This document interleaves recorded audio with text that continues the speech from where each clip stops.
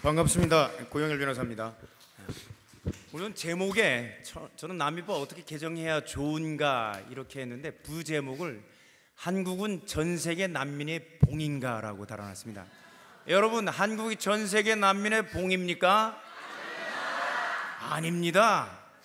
그런데 우리 난민법은 전 세계 난민들의 봉이 되는 이런 허술한 규정들을 두고 있기 때문에 지금 이번에 예멘 난민 사태가 벌어졌고, 예멘 난민들을 차단하자마자 이집트는 현재 중동 5개국 사우디아라비아, 쿠웨이트, 바레인, 오만, 그 다음에 UAE 뿐만 아니라 이집트, 북아프리카 국가인 이집트 국민들도 무사증으로, 우리는 그 나라에 갈 때는 비자를 500불 내지 1000불을 내고 비자를 발급받아야 들어가지만 우리나라 법무부 장관은 이 사람들에 대해서는 공짜로 비자 없이 들어오도록 하고 있어요. 여러분, 말이 돼요, 안 돼요? 안 되죠. 그래서 예멘 난민이 중단되자마자 현재 인천공항에 2013년부터 우리나라 난민법이 시행이 됐는데 17년도까지 5년간 이집트인이 들어온 난민 신청한 사람이 99명이었습니다. 그런데 올해만 110명이 신청을 했어요. 왜? 허술한 규정, 봉이 되는 규정을 두고 있기 때문에. 그거를 한번 보도록 하겠습니다.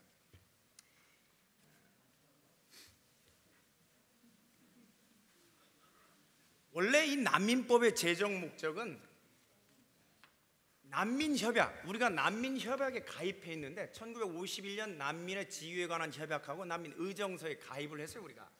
그래서 이 난민협약에서 얘기하는 난민의 지위와 처우를 보장하기 위해서 이 법이 만들어졌는데, 난민협약에서 보호하는 난민은 진짜 난민만 보호하는 거예요.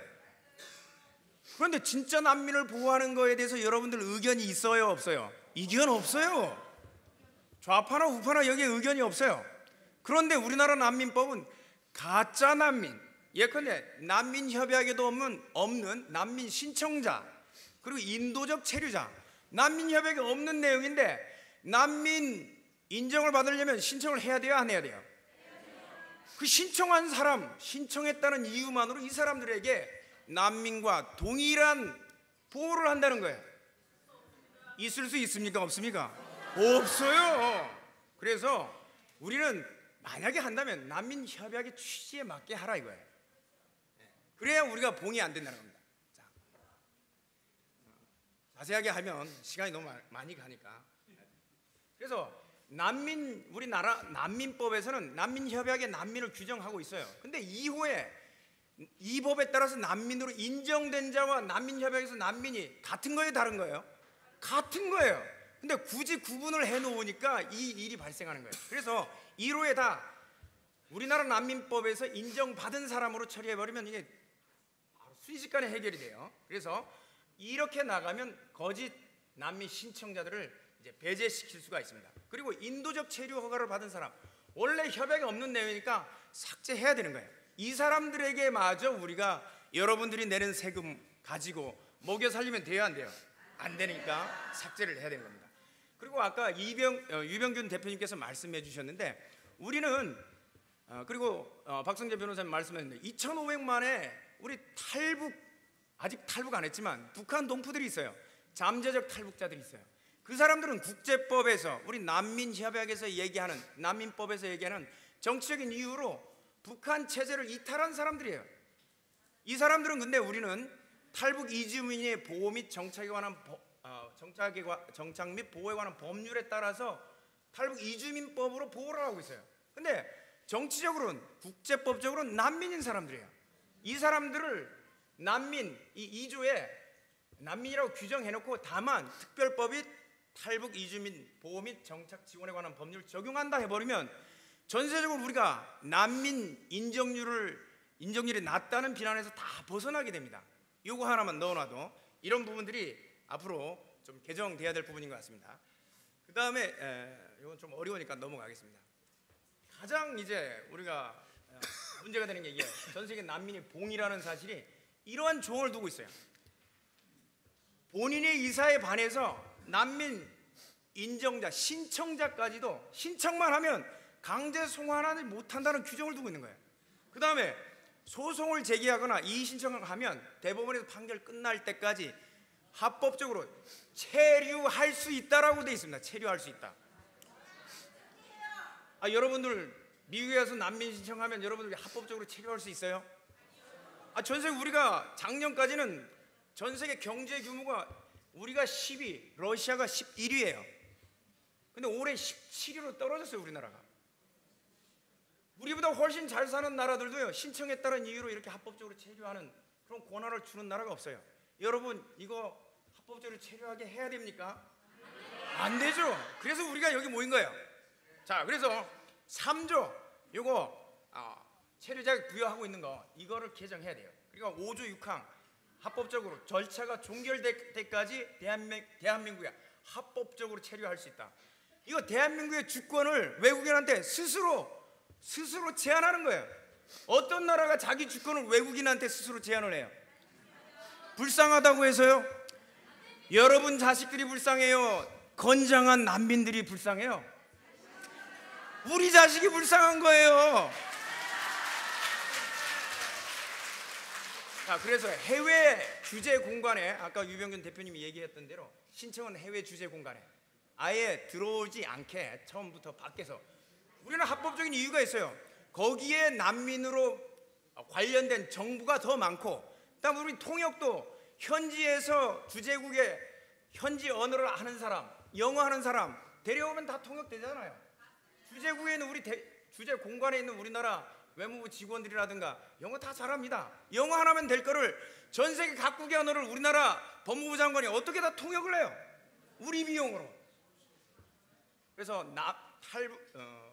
난민 협약에서 보호하는 난민만 우리나라에 체류하게 하자. 이렇게 개정 방향을 나가면 될 것 같습니다. 그 다음에 여러 가지로 참 너무 봉이라는 게 우리나라 법무부 장관한테 유리한 자료까지 적극적으로 수집해서 활용하도록 하고 있어요. 심사에. 원래 우리 소송할 때 여러분 원고가 되는 사람이 자기가 주장하고 입증 자료를 자기가 다 내야 돼요. 재판장이 안 챙겨줘요.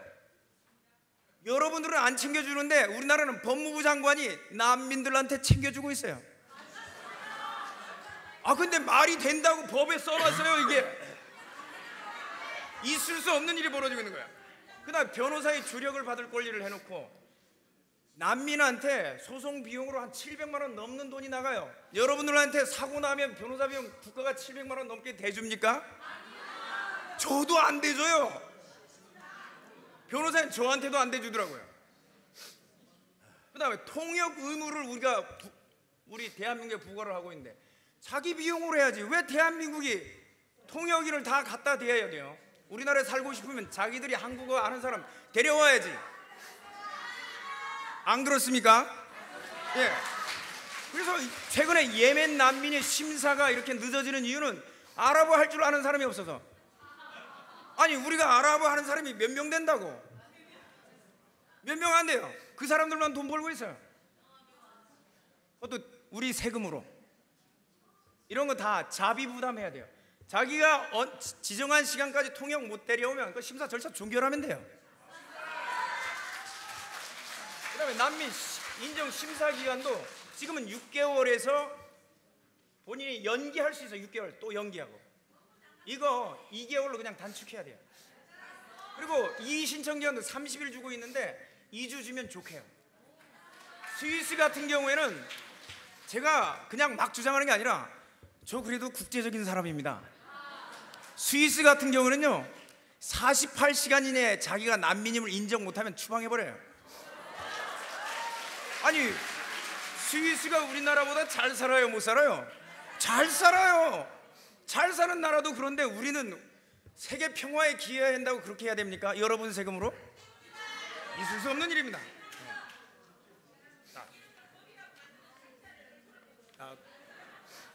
참 여러 이제 부분들이 많은데요.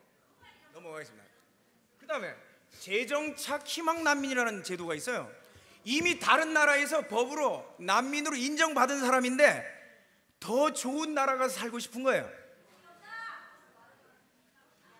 그래서 이미 다른 나라에서 보호받고 있는데 우리나라에서 보호받고 싶어서 난민으로 신청하면 그거 받아줘야 된다고 하는 제도예요.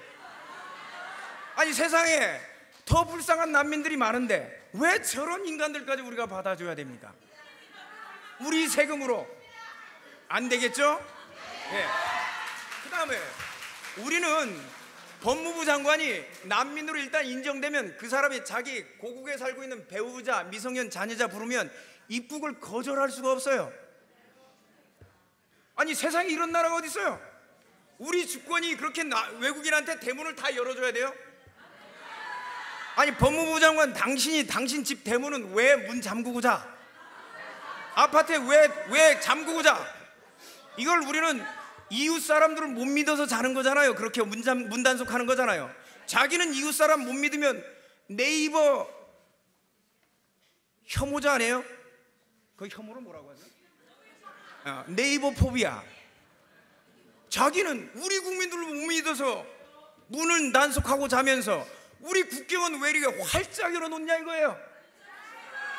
법으로 해놨어요. 법으로. 이거 없애야 됩니다. 그 다음에 인도적 체류자, 그 다음에 난민 신청자, 아까 얘기했지만 난민 신청자한테요 6개월 동안 금액이 갑자기 생각이 안 나네요. 책 좀 볼게요. 네. 6개월 동안 43만 2,900원 곱하기 6개월을 하면 260만 원씩 다 지급해요. 여러분, 난민 신청자한테 4만 명이라고 했잖아요.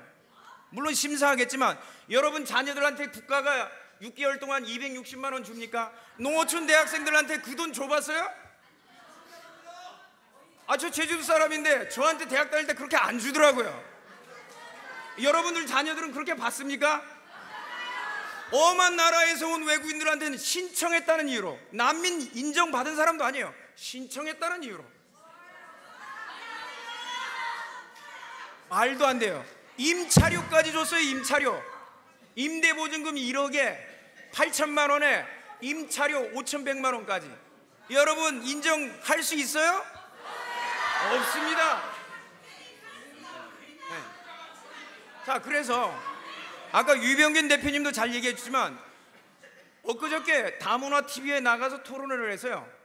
이 사람들하고 공존해야 된다는 거예요. 우리나라에 올 딸랑 차비 하나만 들고 왔다는 사람들 어떻게 이 사람들 불쌍해서 공존하지 않겠냐. 그래서 제가 그랬어요. 당신 집에 가서 홈스테이 시키면 되지. 아니 왜 우리 국민들한테 왜 부담시키는 거냐고. 그 사람은 다문화 가족 돕는 사람이라 국가에서 돈 나와요. 자기 직업적인 이기심을 공존이라는 인류 사랑이라는 포장지로 포장하는 것뿐이에요. 자기 개인적인 이기심이에요. 자, 그래서 우리 출입국관리법에도 보면 아까 이제 말씀을 잘 해놓는데 우리가 11조에는 이런 내용이 있어요. 아까는 해석 부분인데 사리 분별이 없고 국내 체류 활동을 보조할 사람이 없는 정신장애인, 그 말고도 국내 체류 비용을 부담할 능력이 없는 사람, 그 다음에 그 밖에 구호가 필요한 사람, 체류 비용 없이 아이폰하고 항공료만 갖고 들어왔어요. 나는 아이폰도 없는데. 그러면 당연히 입국 거부 대상자인 거예요. 왜 입국시키냐 이거예요. 법무부 장관 한 번 더 고발해야 되겠어요. 말씀 마치겠습니다. 자, 그래서 여러분들 좀 이따가 이제 우리 김진태 의원님 이하 여러분들이 이 개정 작업에 들어갈 때 여러분 적극 지원해 주시기 바랍니다. 마치겠습니다.